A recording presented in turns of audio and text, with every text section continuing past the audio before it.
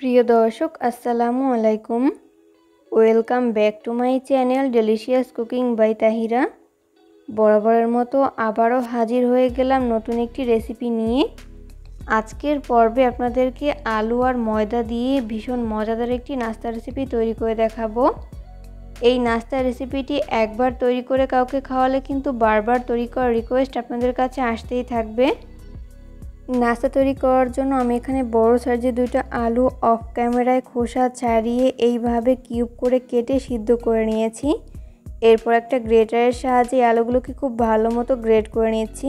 আপনারা চাইলে পটেটো ম্যাশার কিংবা কাঁটা চামচের সাহায্যে ওই আলুগুলোকে ম্যাশ করে নিতে পারেন।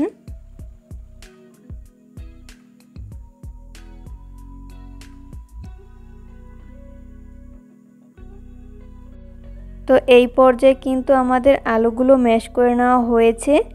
এরপর আমি এর মধ্যে ব্যবহার করব 1/4 কাপ পরিমাণ ভাজা পেঁয়াজ। আপনারা চাইলে এখানে কাঁচা পেঁয়াজও ব্যবহার করতে পারেন, তবে ভাজা পেঁয়াজ দিয়ে করলে এই রেসিপিটি খেতে অনেক মজার হয়।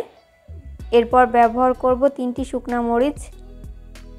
এরপর ব্যবহার করব 1/2 চামচ পরিমাণ চাট মশলা। এখানে অবশ্যই চাট মশলা ব্যবহার করতে হবে, এতে করে খুব সুন্দর একটা ফ্লেভার আসে আর খেতেও ভালো লাগে। এরপর ব্যবহার করব স্বাদমতো লবণ। এরপর এই সমস্ত উপকরণগুলোকে হাতের সাহায্যে খুব ভালো করে মিশিয়ে নিব।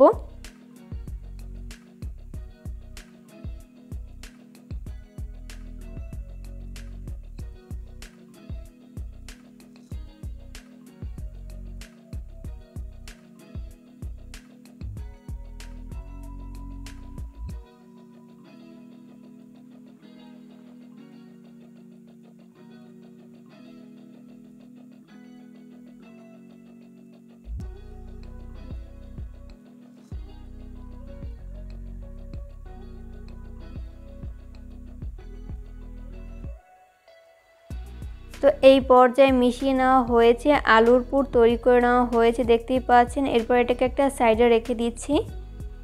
অন্যদিকে আমি এখানে একটা বোল নিয়েছি। এরপর এই বোলের মধ্যে ব্যবহার করব মেজারমেন্ট কাপের 2 কাপ পরিমাণ ময়দা। চাইলে ময়দার পরিবর্তে আটাও ব্যবহার করতে পারেন।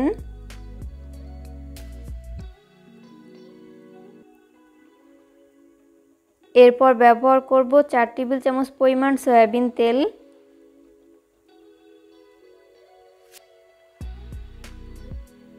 এরপর ব্যবহার করব স্বাদমতো লবণ। এরপর এই সমস্ত উপকরণগুলোকে হাতের সাহায্যে খুব ভালো করে মিশিয়ে নিচ্ছি। একটু সময় নিয়ে তেল ময়দার সাথে খুব ভালো করে মিশিয়ে নিতে হবে।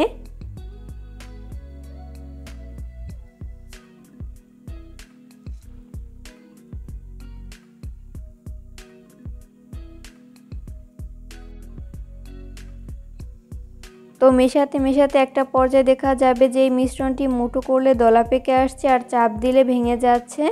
ওই পর্যায়ে বুঝতে হবে এখানে তেলের পরিমাণ ঠিক আছে।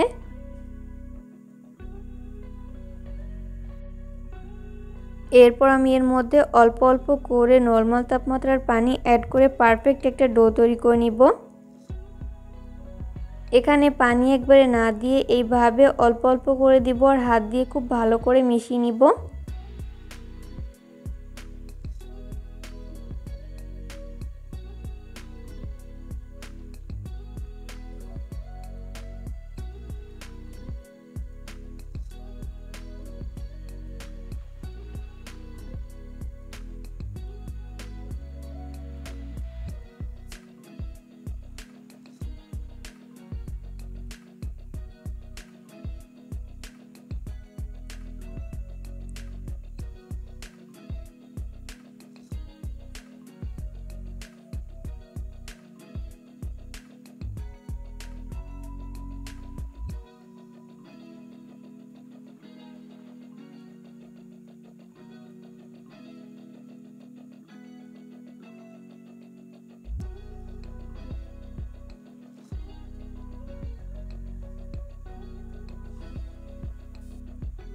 তো মেশাতে মেশাতে এরকম পারফেক্ট একটা ডো তৈরি করে নেওয়া হয়েছে। আর এই ডোটি তৈরি করতে আমার এখানে 1 কাপের মতো পানি লেগেছে, আপনাদের কম বা বেশি লাগতে পারে।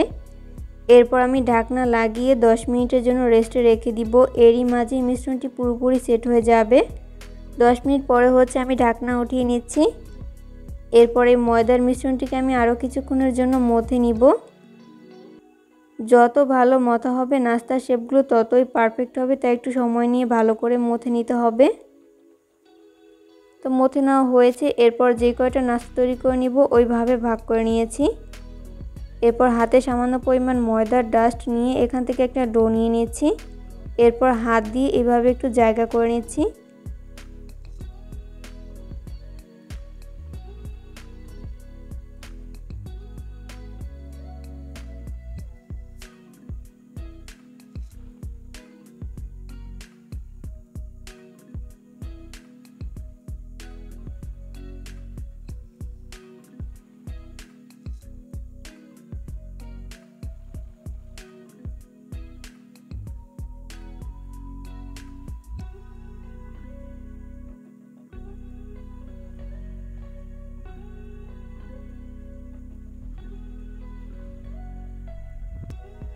তো এই পর্যায়ে জায়গা করে নেওয়া হয়েছে। এরপর আমি এর মধ্যে 1 চামচ পরিমাণ আলুর পুর দিয়ে দিচ্ছি।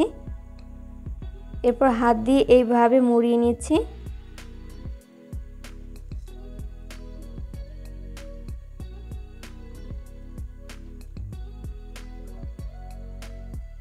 তো এরপর আমি হাত দিয়ে প্রেস করে এইভাবে নাস্তা শেপ তৈরি করে নিচ্ছি। কোনো রকম বেলুনের ব্যবহার ছাড়াই এইভাবে হাত দিয়ে প্রেস করে এই নাস্তার শেপগুলোকে খুব সহজেই আপনারা তৈরি করে নিতে পারবেন।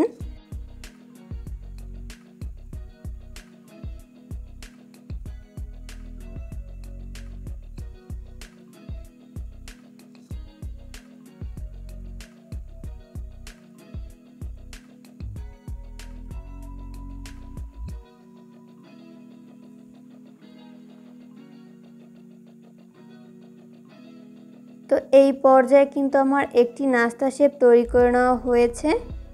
সেমভাবে হচ্ছে আমি বাকি নাস্তার শেপগুলোকেও তৈরি করে নিব।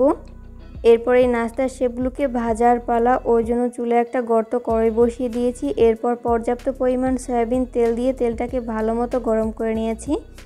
এরপর আমি এর মধ্যে একটি নাস্তা শেপ দিয়ে দিচ্ছি। এরপর চামচের সাহায্যে এইভাবে তেল ছড়িয়ে দিচ্ছি, এতে করে এই নাস্তার শেপগুলো অনেকটাই ফুলকো হবে।